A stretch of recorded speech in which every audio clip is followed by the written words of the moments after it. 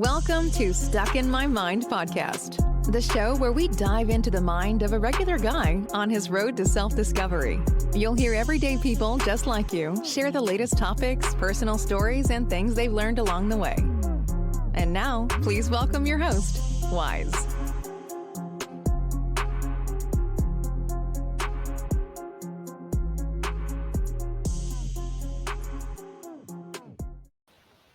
And welcome to another episode. I am your host, WIZE, and I have a very special guest. He's actually an entrepreneur who's into the health and fitness, into health and fitness. Welcome to the show, Callen Mcgibbon. Hey, Callen. Hey, how's it going, Wes? I'm good, man. How you doing? I'm very well. All right. So my show, I like to have a lot of entrepreneurs and everything on, and you're an entrepreneur. And you deal with health and fitness. What exactly is your program? Well, I kind of got into the health and fitness journey, not necessarily thinking about being an entrepreneur. I think that ties into what I'm doing today really well. So I was working in the construction industry for a company that was building or retrofitting like sewage and water treatment plants. And I was involved in a construction accident, not myself, but another guy on the construction site. And he fell off this beam and hit his head, and I tried to save his life. I couldn't save him. He died. So I lasted about 2 weeks, and I asked my boss to lay me off. I'm like, listen, man, like I just think I need to change, you know? So he laid me off, and then I'd always exercised my whole life. It was always kind of a part of my thing. I grew up with a single mom who didn't really have access to anything. But she knew that like, yeah, you should be fit, right? Like you should take care of yourself. It'll take care of your mind. So I always exercise. So I turned to exercise. I leaned into it pretty heavy after I asked my boss to lay me off. And my idea was that I was going to start a first aid and CPR company and get vans and get a crew of first aid and CPR instructors and go to construction sites and teach it in construction job site trailers. Because I was really upset that I couldn't save this guy's life, right? Like I didn't know what to do. And so I'm getting my first aid CPR license, and it was always at 4:00, like after work, right? Because that's when people generally take that stuff. So then I get to, I'm finished. Well, I'm just wrapping up the course, and I'm working out in this gym called Fitness West in Toronto, Ontario. And there's a gentleman by the name of Ian Walling. And at the time, this is 1998. He was Mr. All Natural of the universe. You guys can Google him, pretty legit. So he saw me in the gym and started talking to me and kind of made friends with him. And so I would work out with him throughout the day and hang out. And then I would go to my first aid course at the end of the night. After a couple of weeks, he's like, dude, like you should be a trainer. And I'm like, what's that? And he's like, well, I teach people how to exercise. And I was like, well, what do you need to do that? And he's like, you need first aid and CPR. So I actually kind of stumbled into health and fitness. It wasn't like my plan. I just kind of ended up doing it. And I think it was at a time when it was really starting to take shape and really explore different things. It wasn't really it was kind of coming out of the influence of like the bodybuilding world, you know? And it was kind of branching off into all kinds of areas. And I just kind of got in, and kind of the rest is history. I've been doing it ever since. Yeah, it's crazy because you really like when I started podcasting, it was just as hey, something I want to do. This is something, and I had originally wanted to do a sports podcast with a friend of mine, and we never got together. We never got to record a podcast, and I had the equipment sitting around my house for over a year, and I was like, one day I just pressed record. And wow, I didn't know I had a voice. I didn't know this was something I would enjoy doing so much. And I was like, well, this is cool. And then I get to speak to people and pick their brains, and they get to share their knowledge, and I get to apply. So there's so many different things that I get to benefit from doing the podcast. It's kind of crazy because when I first heard your show, I heard your voice. I'm like, man, this dude has got the best radio voice on earth. And then I read your story, right? Like how like you just had a transformation of careers, right? And I'm like, this is sick. Like I know I could totally just align with this dude, and we could, man. My goal is always to bring some type of value to an audience, right? Like I don't know Yeah. what it is that I can bring to your audience, but I hope I can bring something by the time we're done chatting today that they can take with them as a tool to help make themselves better, right? Like that's a goal Well, of it. just hearing the fact that how do you go from a construction job to fitness, and and I can see how you do it is having someone die in the site and you're not able to save them. That would kind of mess you up and have you like, you know what, I have to learn certain things, and I feel you on that. I understand, like that's a big thing that happened to you. So I would definitely, but just to transition us health fitness, like you said, you had already been on that path. You already had been already in the gym. That's something it, you just enjoyed doing. Yeah, So to find something that you enjoy doing and get paid for it, that's even better. yeah, it's like it's the dream, right? Yeah. That was my mom. Like my mom was a great influence. And my dad was into fitness too, actually. Um, but my mom was like the big influencer, like just kind of always was doing something active that she could, do within her means. Um, that kept us kind of physically healthy. And I look back at it now, and I didn't really realize like the impact it had, until later in life when you kind of have the ability to reflect on things. And like I was never in like situations in school where like I really shouldn't have been in, and I was able to kind of navigate myself through life. And I think it all stems to the fact that I was a pretty healthy kid, so I was confident, like I was okay to be like, oh, you know what, guys, I don't really want to do that because I kind of sensed maybe that was going a direction that wasn't necessarily a good direction. So I could kind of have the self confidence to be like, I'm going to go over here. And I think it's just been a huge piece, you know? Yeah, and like you said, you single mom, and I can imagine because I was raised by a single mom as well, and she she she she instilled in me some. She is a sweetheart. She's one of the most kindest people you would ever like. Her door was open to everyone. Anyone that came from Puerto Rico that knew her had some place to stay, and that's how she was always she's one of the most caring people. She'll feed anyone. Yeah. So I was just raised by someone who just showed a lot of love and empathy and compassion for other people, which I'm glad because I picked up a lot on that, and that's how I am with people. I treat people with the utmost respect. I treat people the way I want to be treated. And that's how that's how I've always been. That's how I was raised. And yes, we all have our stories. We all go through our struggles. There's things that happen in our lives that also shape and mold us. And I've just been blessed that I've been through so much, and yet I'm here able to share with people and help spread just spread positive content. Yeah. I mean, we were at this restaurant this summer, and this waiter was pretty funny. And so one of the guys I was with had said something, well, make sure such and such happens or something like that. And he's like, dude, I'm director of positive vibes around here. I got you.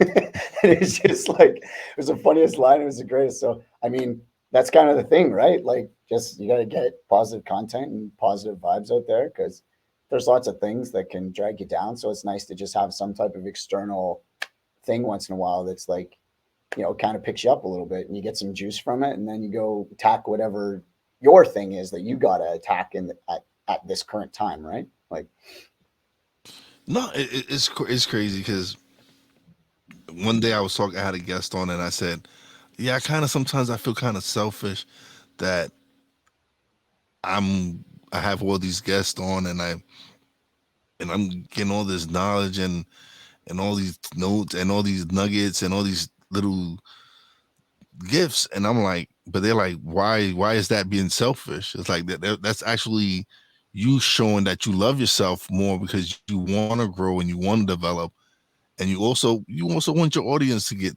and that's true, because I've had people reach out to me and tell me, hey, this episode was good, I really needed to hear this, it helped me get off the fence on something that I was on. And when you get those type of messages, is like, oh, this is why I do it, this is why I enjoy doing the podcast. It's to help people, is to be able to be a voice, or if maybe there's an episode that someone really needed at that time, and they hear it and it helps them out, I'm like, that's what I want. Yeah. It's so like, it's why I guess like I was sort of thinking about like I wanted to do this first aid company thing because I wanted to help, right? I just ended up helping in the fitness side of things rather than like the first aid side of things. And then I fell in love with that because people would come in, and some people were already in great shape or whatever, and I would kind of hook up with them through Ian and bring them different types of experiences through exercising. But the common thread that I think I got addicted to professionally was these people would come, and it didn't really matter what state they showed up in. They could show up pissed from a shitty day at work, or they could show up like great from a great day, like something amazing happened to them. But when they left, they were always up another level. Like if they were great, they left greater. And if they were low, they left great. And I think that's the thing that got me like addicted to the industry, was this addiction to seeing people just within an hour, right? Or half an hour or whatever, 2 hours as I moved up into high athletics. Like people just came in with an energy and left with this amazing energy. And I was like, that piece was like, oh yeah, man, I got to get me some more of that. Like, and I think it's similar to the podcasting thing, like hosting podcasts. It's like the juice you get, right? Like from, sending out positive Yeah, vibes. absolutely. There was one day I recorded 4 episodes, and and by my fourth show, my fourth guest, he found out that I had done 3 shows prior to this, and he goes, "Thank you." I said, "Why?" He says, "Because you still have all this energy." He says, "You've this is your 4th show, and you're probably still I was probably even more wired up Yeah. after the 3rd one, because I had gotten so much positive content and so much positive energy from the previous 3 episodes, the 3 episodes I recorded, that when I got to that episode, I was still full of energy, still rearing to go, still rearing to talk to people. So he picked up on that. And no, it's absolutely, you're absolutely right. When you have, like, sometimes when I have some great conversations, it takes me a couple of hours to come down from that high, from that energy, from that conversation, because you're still processing a lot of the little nuggets and jewels that you might get in that conversation. Yeah. Yes, it's so cool. I've had some, you know, cool conversations because when people get physically active, it breaks down a lot of things, right? So they'll like, I don't know if it breaks things. Well, I guess maybe breaks things down or it creates a lot of clarity. Like everything else kind of goes away. It forces them to have kind of like this introspective perspective, right? Like to focus in, like, oh, I'm out of breath, or oh, this is hard, or whatever. And then you got this person kind of providing guidance and confidence to you that it's okay, like you can do this, and then they do it. But that creates like this introspection, and when they're in that introspection, there's like clarities will come, right? Like they get to sort out things that they were frustrated about, or maybe ideas come to the forefront on relationships or work or anything. So the whole process of like body mind is just such a fascinating process. And then I just kind of kept going at that point. Like I got super, super addicted, and then I started researching and studying, and then I ended up working with professional athletes up here in Canada. Actually, one of them was the captain of the Columbus Blue Jackets hockey team for like 5 years, Nick Foligno. He's Okay. like my best friend. So it's kind of cool that I hooked up with your show.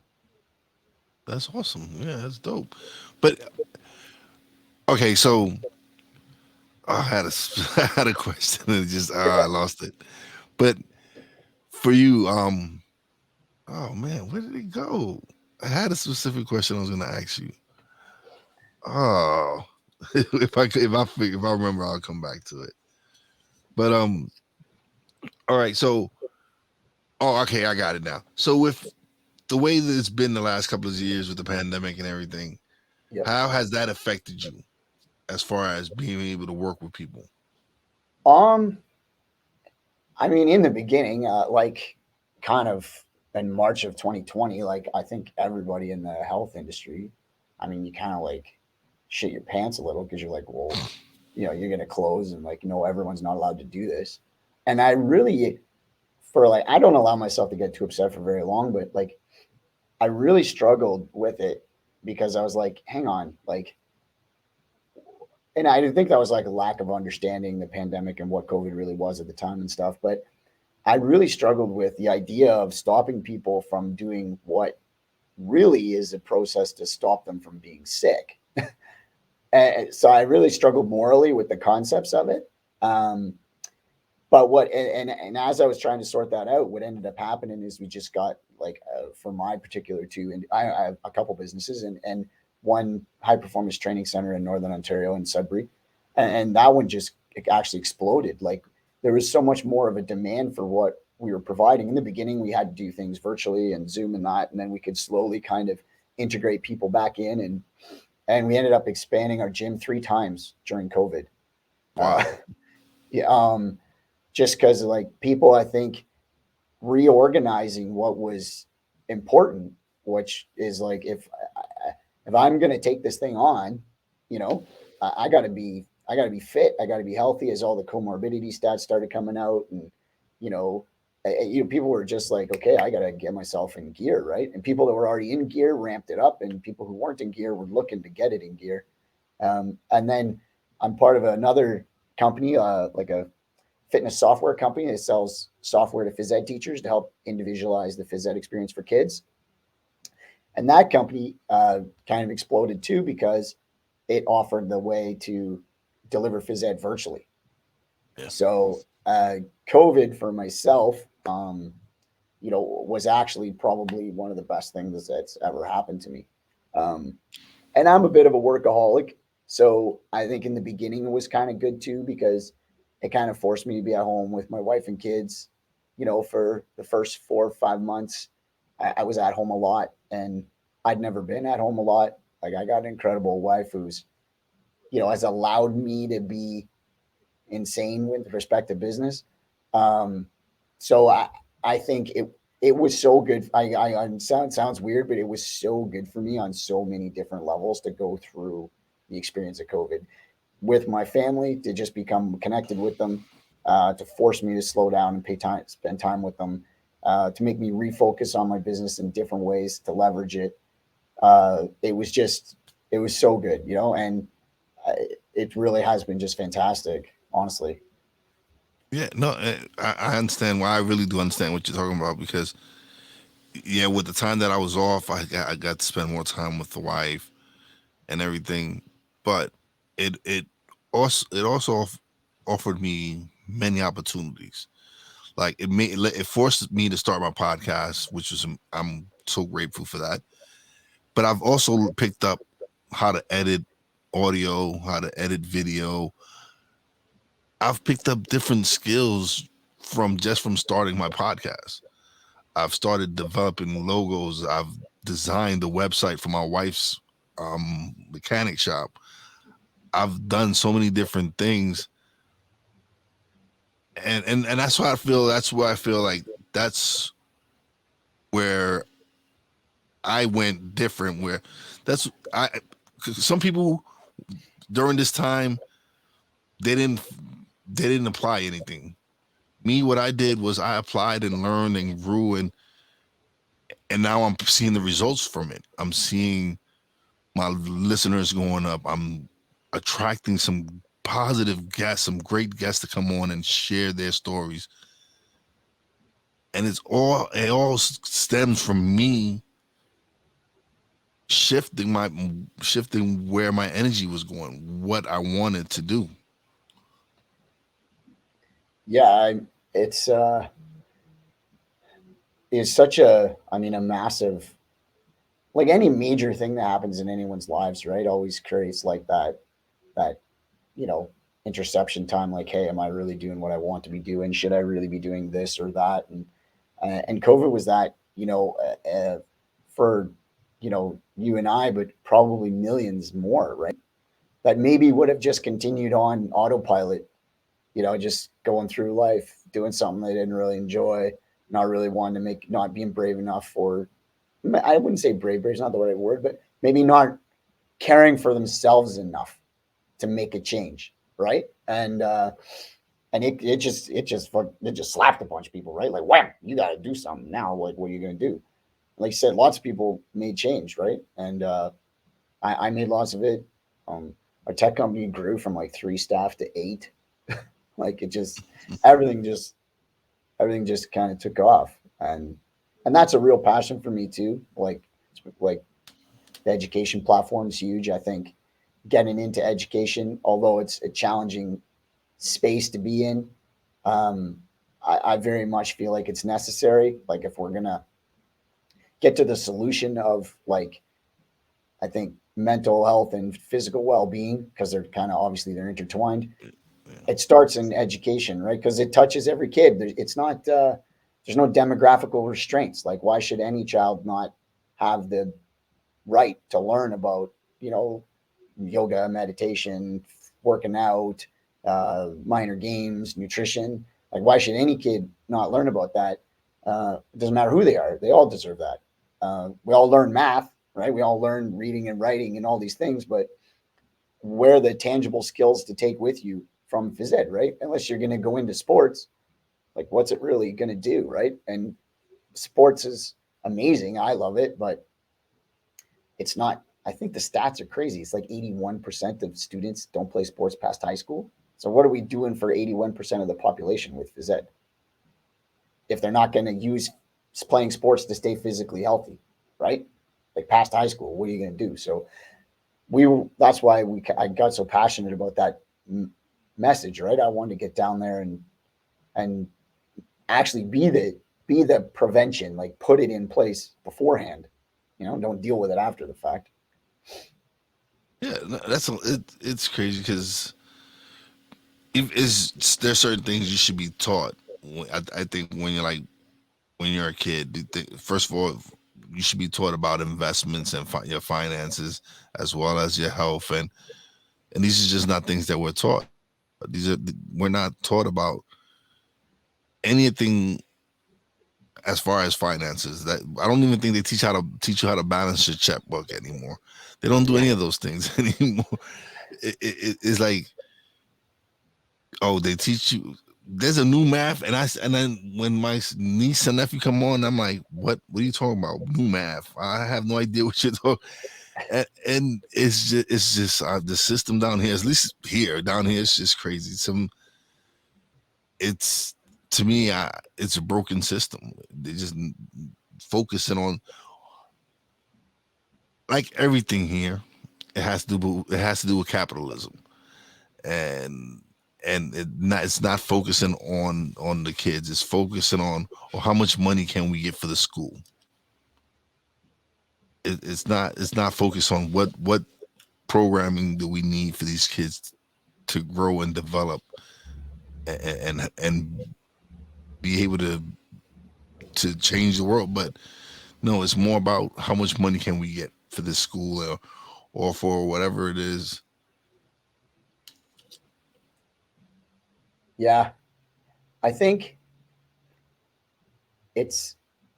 I think part of it is like, I don't know if there's enough of like an understanding of the return on investment for like school. So what I mean is, I'm not sure if what's actually happening in school in all subjects is being monitored and measured in a way that it's kind of like a tangible piece of feedback between the student, the parent, the teacher and the board or the state in your case, right? Where then, because I mean, in this day of time, right, it's God we trust, and in data we make decisions. So like, unfortunately, with big data now, unless you've got some data to say here's where we are today, and like, I would like you to invest whatever amount of money in education. If you don't have some type of way to measure the impact of the investment in, they just won't give you the money in the first place. So I think a lot of it is just, there hasn't been a lot of infiltration of high quality monitoring systems into education, to allow for governments and states to be able to make a decision with resources that they could measure and say, listen, last year we put XYZ dollars into phys ed, and the students improved by physical health by XYZ. So now they have proof that they did it. Because I think as governments, it's hard because you're always being judged because you're spending our money, right? Like tax money. So I think they get nervous to invest that money in something if they can't prove to the taxpayer, because they need votes, that what they invested the money in really worked. And I think education, unfortunately, kind of gets left kind of in the dust a little bit, and I think, Yeah. because it's easy to just not pay attention to it, I guess. Yeah. It's I know it's changed a lot from when I was going to school. Like when I grew up, we had a lot of after school programs. We've had, and I grew up in New York City, so we had music programs, we had sports, and we even had trade schools where you would go, you would become a plumber or electrician or mechanic, and so it would help. But eventually they stopped. They closed these trade schools and made it for, you had to go to a specialized school and pay for that training and get that education. And it's changed a lot. It's changed a lot. But now I feel, with the way, with so much, with the technology now, there's so much access to so many different things to learn and develop and grow. Yeah. If you guys, if to your listeners, I apologize if every once in a while you hear a fan. On the other side of this wall, there's a gym, and people are riding air bikes back there. So sometimes you can hear like a, but so anyway, I just wanted to apologize for that because I don't think you can get it out of this audio. But just so you know what it is, that's what's going It's fine. on. But they're working out, so that's good. Yeah. Yeah, you know, things are like have changed a ton. I can't even, I can't even like think about the things that my kids are doing in school now, or even outside of school, and relate to any of it. Like as a parent, plus I grew up in such a different demographic than them. It's such a different situation that I can't. I have a really hard time relating to a lot of the things that they find challenging, because like I don't really find it that challenging because of what comparatively, right? And that's not fair because it's relative to their time, right? Like it's hard for them because that's all they've ever experienced, so it's the hardest thing. Um, Yeah. and for me, I'm just like, well, I don't know. Like my mom used to have to climb underneath our trailer in the middle of the winter and like thaw out the pipes because they were frozen so we could have water. Like I don't know. I'm not seeing this Snapchat conversation as hard as that, but that's me, right? Like that's It's a my different thing. time. Like I said, it's a different Different time. We time. grew up in a different time, man. This Definitely. is different. Like none of Yeah. I can do. They're responding emotionally the same exact way, right? Like so, but I think it's just to keep being positive and just keep trying to equip them with tools that have them give them the ability to reframe the situation that they're trapped in, and like be like, hey, what if you frame the situation like this? How would it look then, right? Would it be as scary? No, not And really. No. it's no, it's technology has its ups and its downs, has its positives and its pros and cons and everything. Because, like I was saying before, we weren't taught about finances and stuff like that.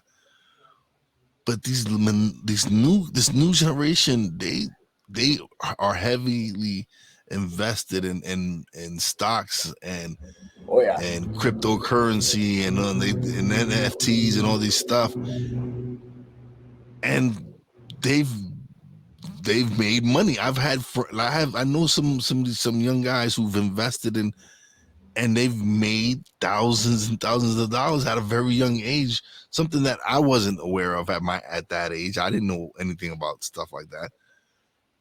So yeah, it has its advantages, and some of these young people took advantage and learned and made money, and it's amazing. I I I've fully I was really hesitant to join like technology. I don't think I have to double check with my wife, but I'm pretty sure like I didn't even have a cell phone until like 2011. I was really hesitant. And but it's really what you make of it. Like if you leverage it, for me I leverage tech every day from the knowledge standpoint. Like I try to learn at least an hour every day.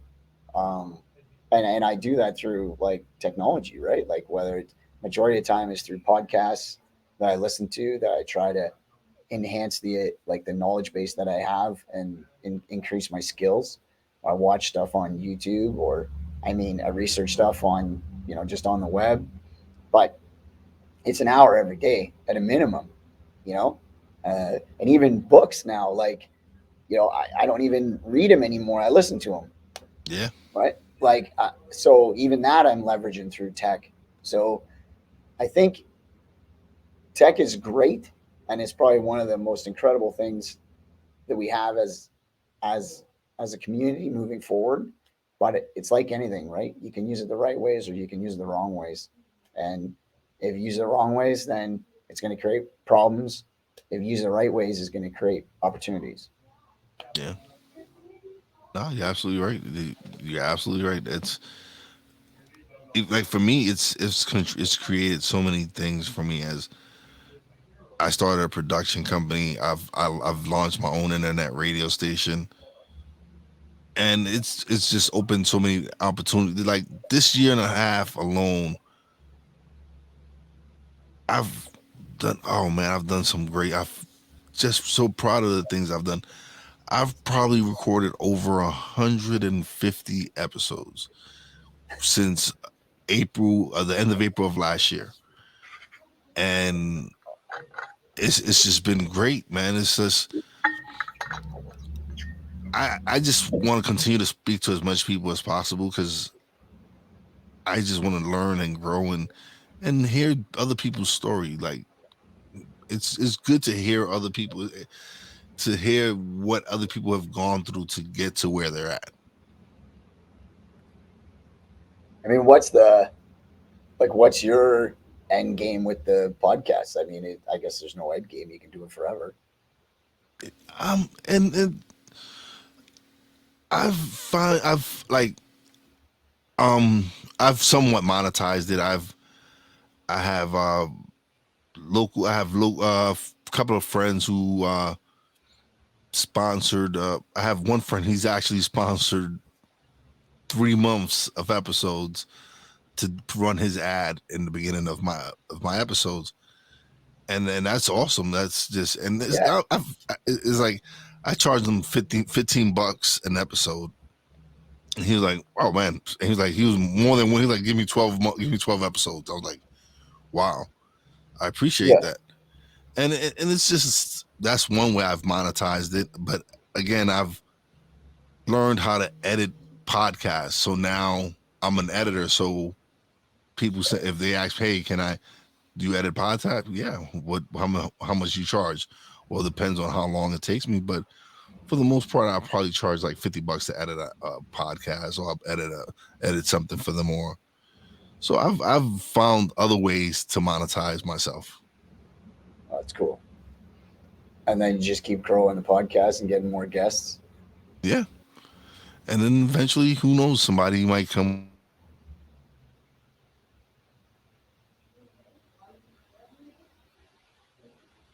with a nice sponsorship offer, Yeah, that's the game, right? yeah. That's awesome. That's the end. Yeah. But I've had some great guests, man. I've had some celebrities on. But for the most part, the last few months, like since probably March, it's been more entrepreneurs, authors, um, coaches. So it's been more of more self help and entrepreneurship as far as, but it's just conversation. And it's just like how we had a conversation, and that's, but it's fun sometimes. People just get, sometimes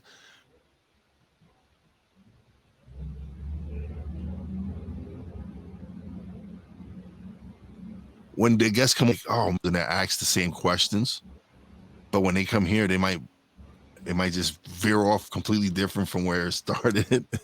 And it's just good conversation. I think, well, I can see why. I think like all the entrepreneurship thing makes sense that it would like naturally gravitate that way because I think right now, it's such a it's interesting to understand like how companies become companies. And I think right now there's a big shift with people trying to like create their own thing, right? And and I think that's why there's just such a demand to listen to entrepreneurs and their stories because then you can feel better about the fact that you're struggling and you can't get anything go right and you're stressed out. So I think that part, it's nice to know you're not alone when you're doing entrepreneurship. And I think a lot entrepreneurship itself is a growing trend, like fast growing. It's very difficult though. Like it's a challenge. Oh man, you go through No, some yeah, crazy stuff. Like it's not, no, it's not easy to go. No, it's definitely not easy to go into business for yourself. It's a lot of hard work and dedication, but it's also gratifying when you do accomplish what you're trying to set out to do. yeah, I mean, when you see it when you see it up and going and running and people like enjoying it, you know, for me, like that's a big, obviously that's a huge piece for the kids to be, you see them excelling and making teachers' lives easier. Um, and I guess a lot of it too is like the staff. Like when you start getting people, you start getting wrapped up in the idea of wanting to see like a whole bunch of success for them too. So now you got this drive for not like not yourself, but you have it for like all these members of your team that work so hard and they do so much, and you're like, man, like we gotta grow this thing because I want a whole bunch of opportunities for you, and Yeah, you, and so it kind of, yeah, it just kind of then takes a life of its own, right? I can see how it gets, how the big companies get so big. I think you just start to realize that you're supporting all these people and you're creating all these opportunities for them, and then it just kind of keeps, it just keeps going, snowballing. right? Yeah. It just keeps start snowballing, and then then you get so big that then everybody doesn't like it, Yeah. which has got to suck.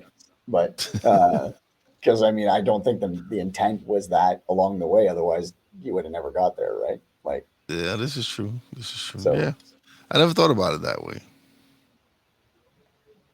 I think the Yeah. intent's pretty pure, or the world will find that, right? Like it's really good at finding, especially the internet.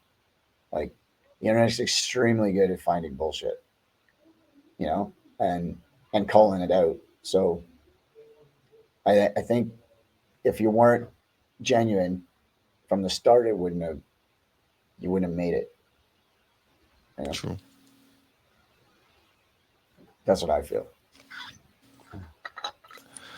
All right, now, Colin, is now the time for you to plug away, man. Let everybody know where they can find you. Where's your website? Yeah, IG, everything. Um, okay, well, I'm terrible at this stuff because I'm not social media real guru. Um, so I do LinkedIn. So I have like Callen Mcgibbon on LinkedIn, and then outside of that, it's just you find me through my company website, which is reperformanceapp.com. It's reperformance app.com, and just kind of go there and put a question in. It'll go through like our general question box, but it'll get to me. Um, and then we can just kind of, I can answer any questions. Oh, I was on a podcast not that long ago. I think it was 2 weeks ago. And this guy asked me like, really good question. He's like, if you could give my audience like two things um, that they could take with them like today, right? Because they maybe don't have access to you. I'm up in Northern Ontario. Like, what would you give them? So I thought about it for like a week because he asked me the question a week before I went on. And it was a good question. And I said, two things I would say to people is one is like wake up like an hour earlier than you have to every day, and don't use a computer or a cell phone or a radio or anything, and just like be in your thoughts without starting your day. Because I think any type of advice that anyone could ever give you is already in you. It just gets pushed around by all the noise. And it might be something scary like that, it makes you feel vulnerable, or it might be something a hard decision to make. um, but it could be like I just need to put my shoes on and go for a walk. Like I need to start walking every day, or I need to meditate or whatever. So my first piece of advice for your listeners is like, you know commit to getting up an hour before you generally do, and just spend it with yourself, because whatever thoughts you get during that time, they're what you're supposed to be doing. Like, and I can't do that for you. Nobody can do it for you. You need to do it for you. Um, and my second one was, you know, I think I volunteer a lot. I volunteer with Special Olympics, and I volunteer with lots of different sports organizations in my city. And I think just being around kids or people with special needs or that, and volunteering is just like a really foundationally solid thing to do for people as humans, because you can donate like millions of dollars to organizations, but if there isn't volunteers that are willing to like actually put the time in to like work with people and help them, it doesn't really matter, right? Like, and so I think if you could try to find something that you could volunteer in, maybe it's like walking dogs, or I don't know what it is, right? Like anything, but volunteering and getting up early are two things that I think can really give people, align people with their purpose in their lives, and keep them grounded and in a state of gratefulness. And once you get into that, you get trapped in that gratefulness thing, world just becomes your oyster. Yeah.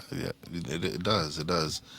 A lot of what you just said, it's true. It's like you have to apply it. It's just, you know what, for me it's been is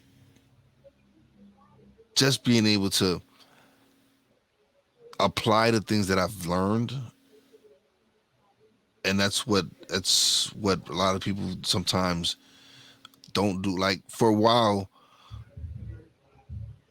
I had my first wife started me on my self development journey in the early 2000s, where she really taught me about getting reading and getting in self development and growing myself. And then when she passed away, I kind of went down a different path. I was lost for a little while. I had to refocus and get myself back, and I was blessed to find a love again, and she's helped me right back onto my path of self development and self growth, and it's just, and if it's always been inside of me. I just hadn't been applying it, and now I've truly have been. I've reading again. I'm back into investing in myself and doing all these things to improve. For me, I feel like if the more I improve, the more I'm able to help more, if that makes any kind of sense. 100%. But it was great having you on, man. I appreciate you. As soon as I release this, I will let you know. I'll definitely send you the link. The video will be out before the audio because I just transitioned within the last couple of months, but within the last month and a half, from strictly an audio podcast to now a video and audio podcast. So I still have a lot of audio stuff I need to get out. Okay. But I've been releasing these videos out after within a week. So probably by next week it should be out. Cool, man. But hang on for a second. Let me just give my shout outs and me and you chat a little bit offline and yeah. So all right, so it's time for shout outs. Big shout out to my Real Wise fam, Poppy J, Brandy J. Love you guys. Big shout out to the boss lady Fina. Love you. And as always, a big shout out to all the essential workers out there. God bless you. Be safe. And you know how your boy Wise does it. Peace out. Thanks for listening. Listen on iTunes, Podbean, Spotify, and TuneIn. Find us on social media on Twitter at @wise_b_blunt, Instagram at @wise_b_blunt, and a Facebook fan page, www.facebook.com/wise76. Check back soon for new episodes. Until next time, peace out.